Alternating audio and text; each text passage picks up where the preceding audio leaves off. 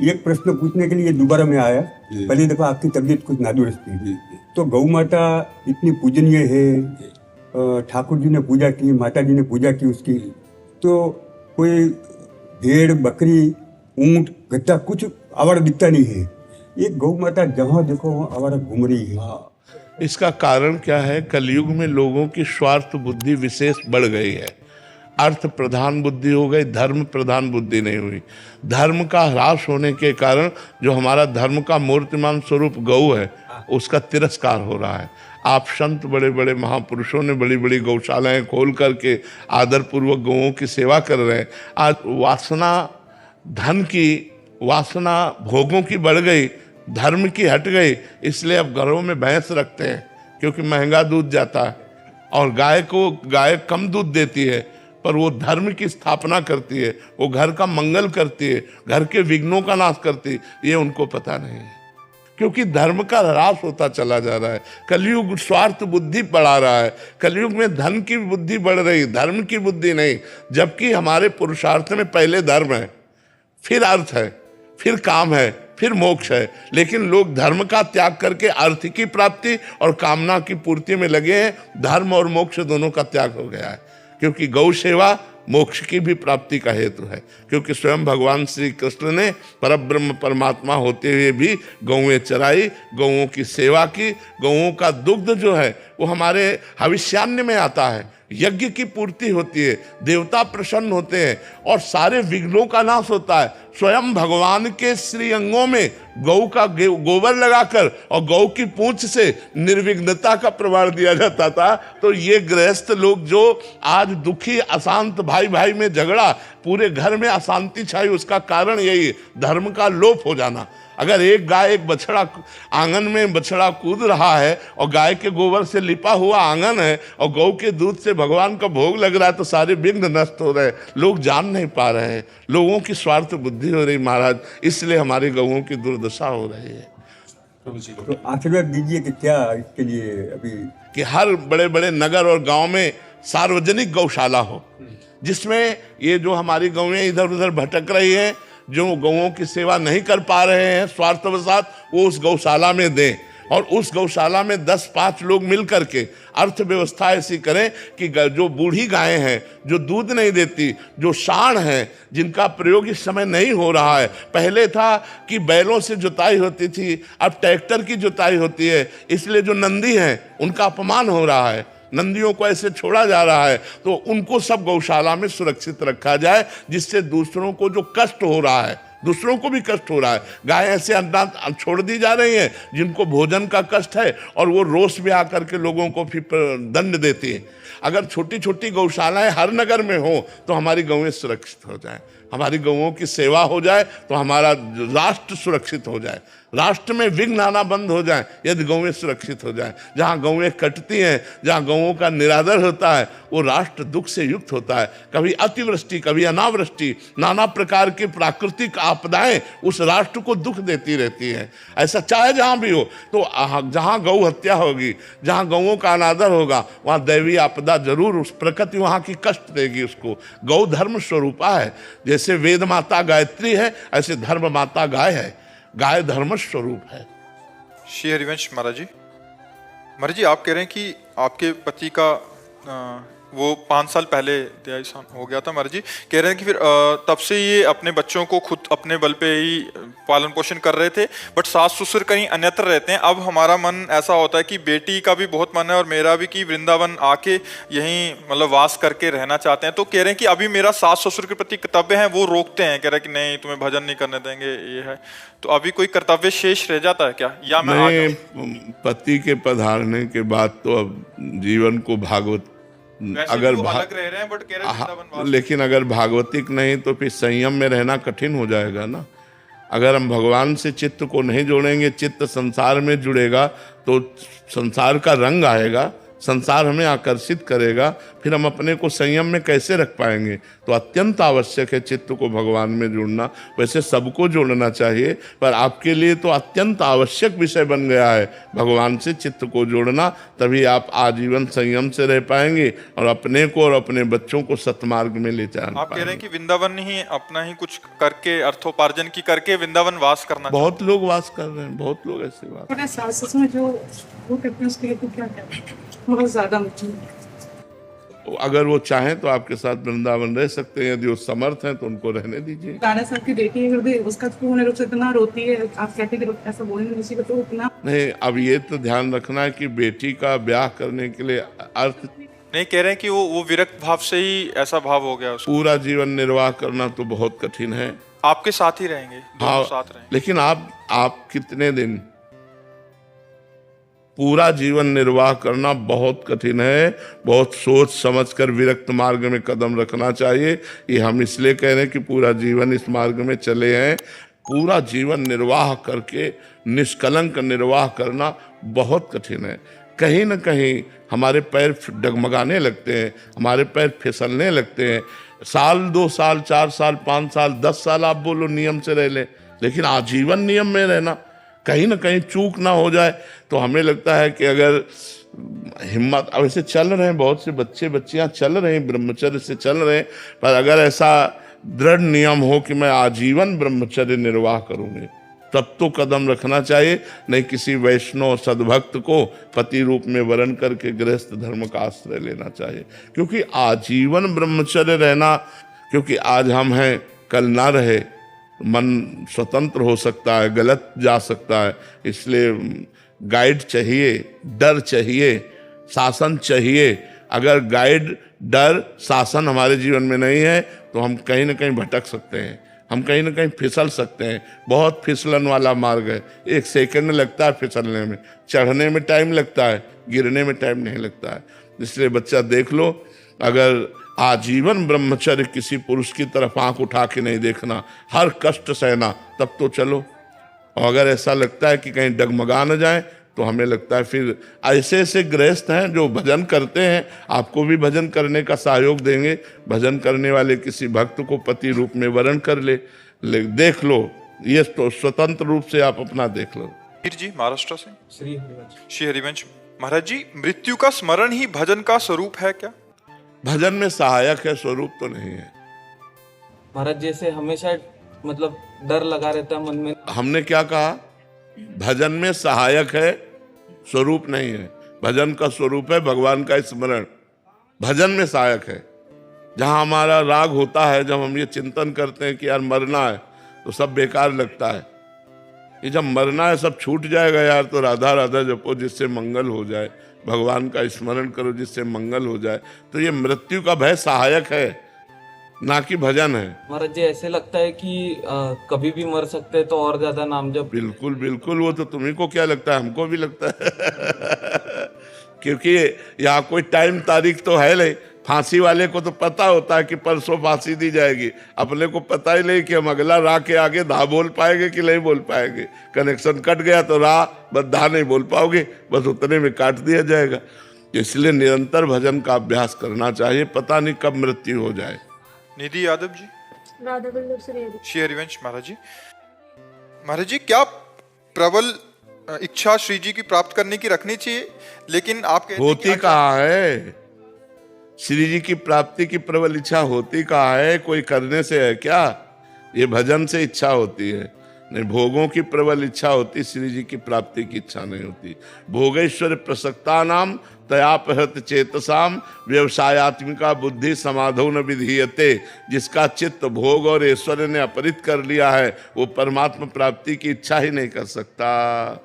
श्री जी मिल जाए, ये इच्छा हो जाए तो बहुत बड़ी मंजिल तय हो गई। अब उसी इच्छा में तो रोना तड़पना आता है, उसी इच्छा में तो व्याकुलता पैदा होती है। तो श्री जी के मिलन की इच्छा किसको है?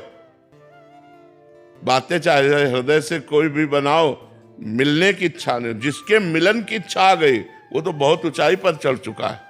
भगवत प्राप्ति की लालसा जिसके अंदर जागृत हो गई, वो बहुत ऊंचाई पर चढ़ चुका है, और उसको कोई गिरा नहीं सकता। तो हमारी क्या होती है? चलते तो भगवत मार्ग में, लेकिन इच्छाएं भोगों की होती है, इच्छाएं मान प्रतिष्ठा की होती है, इच्छाएं संसार की होती है, तभी श्री जी नहीं मिलती। अगर श्री जी के मिलन की इच्छा प्रबल हो गई तब तो श्री जी कहीं बाहर थोड़ी, हमारे हृदय में नारायण या गौर श्याम को हृदय निकुंज बसइए, वो तो यही हृदय रूपी निकुंज में विहार कर रहे हैं। पर्दा हटा, वो नित्य विहार का दर्शन होने लगा। एक कृष्ण हजारों गोपियां, पर हरेक गोपी का अपना था कृष्ण। हाँ बिल्कुल ठीक है। एक प्रेमानंद लाखों भक्त, हरेक भक्त का अपना प्रेमानंद। ये तो अलग अलग अनुभव की बात है। हो संसारी या साधु संत, सबको यहां लगता अपना ज्ञान अल्प। तेरी चौखट पर जिसने शीश झुकाया, राधा रानी ने अपना बनाया। धन्य बाग आज हमारे प्रेमानंद रूप में प्रत्यक्ष शिव दुलार। हाँ शिव दुलार, बिल्कुल बिल्कुल, भगवान शंकर का प्यार ही हमको इस मार्ग में मिला। मिले नहीं कभी भारतवर्ष को ऐसे प्रेमी और ज्ञानी अवतार। पाया कष्ट आपने अपरंपार, मिल रहा फल जन जन अपार, मिल रहा फल जन जन। बहुत सुंदर, बहुत सुंदर। पर इसमें मुख्यतया संतों की चरण रज और भगवान की कृपा, दो चीजें हैं।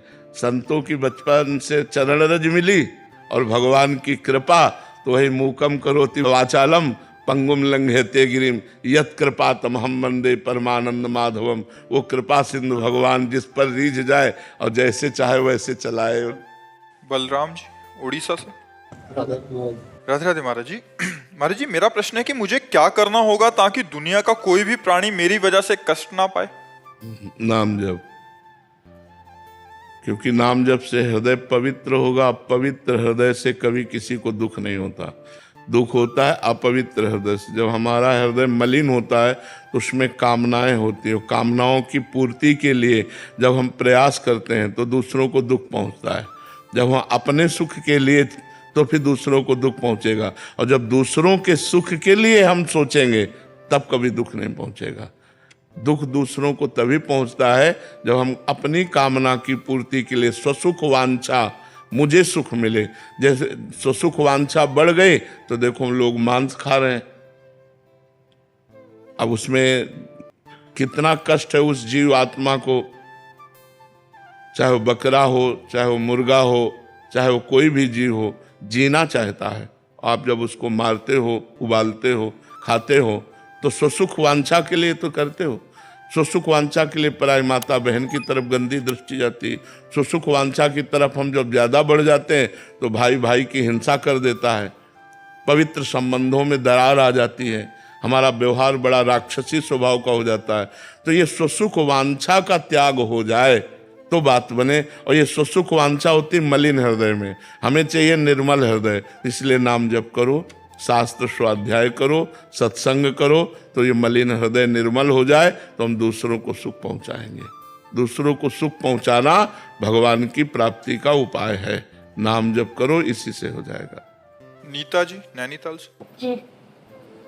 राधे राधे महाराज जी, आपके चरणों में कोटि कोटि प्रणाम। गुरुदेव, मन कभी बहुत खुश रहता है और कभी बहुत दुखी रहता है, महाराज जी ऐसा क्यों होता है? हाँ, सतोगुण, रजोगुण, तमोगुण। जब सतोगुण रहेगा तो शांत रहेगा, प्रसन्न रहेगा, दया भावना रहेगी, अच्छी बातें आएंगी। रजोगुण आएगा तो गंदी बातें भोग की आएंगी। तमोगुण आएगा तो जलेगा हृदय, द्वेष होगा, निद्रा, आलस्य, प्रमाद, क्रोध, द्वेष, ईर्ष्या, ये सब बातें आएंगी। इन गुणों का प्रभाव हमारे ऊपर ना पड़े, इसलिए सतत भगवद स्मरण। हमारे हर प्रश्न का यहाँ उत्तर मिलेगा भजन। अगर भजन नहीं तो सब बेकार। चाहे पानी मथने से भले मक्खन निकल आवे, बालू पेरने से तेल निकल आवे, पर बिना भजन के दुखों से नहीं बच सकते। बारी मथे घृत होए बरु, सिकताते बरु तेल, बिनु हरि भजन न भवतरी, या सिद्धांत तपेल। इसलिए राधा राधा राधा राधा जपो, सब ठीक हो जाएगा। नाम जप करो, बिना नाम जप के ठीक नहीं होगा। सतपाल जी हरियाणा से। श्री हरिवंश। श्री हरिवंश महाराज जी। महाराज जी, जब भगवान और गुरु एक ही हैं, फिर गुरु भगवान की प्राप्ति के लिए यत्न क्यों ना किया जाए? इतना अनुभव किसको होता है? कहाँ अनुभव होता है कि गुरु ही भगवान है। शास्त्र में तो लिखा है गुरुर् ब्रह्मा गुरुर्विष्णु गुरुर्देव महेश्वरा गुरु साक्षात परब्रह्म तस्मै श्री गुरुवे नमः। गुरु साक्षात परब्रह्म, लेकिन हम गुरु को परब्रह्म थोड़ी देखते हैं, हम गुरु को मनुष्य देखते हैं, बहुत अच्छा साधक देखते हैं, बहुत संत देखते हैं। अगर परब्रह्म देख लें तो आपको लगेगा मैं अपने परब्रह्म का दर्शन कर रहा हूँ, परब्रह्म से बात कर रहा हूँ, अब मुझे कौन से भगवान के दर्शन की जरूरत है, मैं अपने गुरु भगवान से मिल के आ गया, मतलब परब्रह्म का साक्षात्कार करके आ गया। पर ऐसा भाव नहीं रहता, तो भाव ना होने के कारण हमको लाभ नहीं मिल पाता। जैसे दुर्योधन भगवान श्री कृष्ण परब्रह्म परमात्मा है, उनसे मिलता था पर उसको आनंद की अनुभूति नहीं होती थी, जलन होती थी, क्योंकि वो भगवान को भगवान नहीं मानता था। तो भगवान को भगवान ना मानने के कारण भगवान उससे बातचीत करते थे तो पांडवों का पक्षपाती समझकर उसके हृदय में जलन होती थी। वो भगवान को समदर्शी नहीं देख पाया, वो भगवान को पक्षपाती मान करके हृदय में जलता था कि ये तो पांडवों के पक्ष से आए हैं, और जबकि भगवान उसका मंगल करना चाहते थे।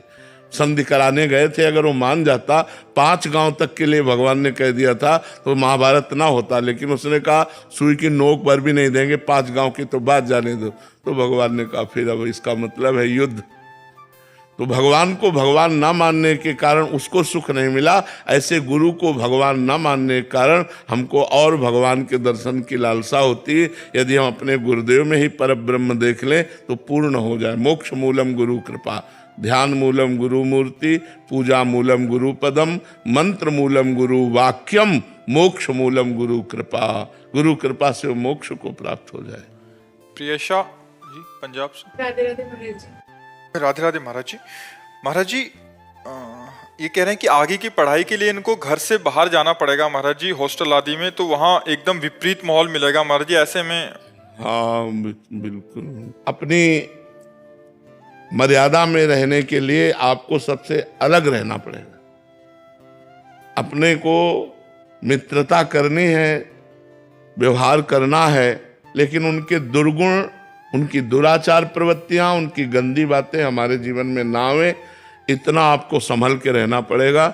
नहीं तो आज का वातावरण जैसा है, वो नशा, व्यभिचार, इसमें ज़्यादा प्रवृत्तियां हैं बच्चों की, लोगों की भी ज़्यादा प्रवृत्तियां। नशा, अब जैसे शराब पीना, सिगरेट पीना, हुक्का पीना, फिर इसके बाद गंदे आचरण करना। उनको बुरा नहीं लगता कि हम कोई बुरे आचरण कर रहे हैं, तो हमें लगता है कि बचना चाहिए।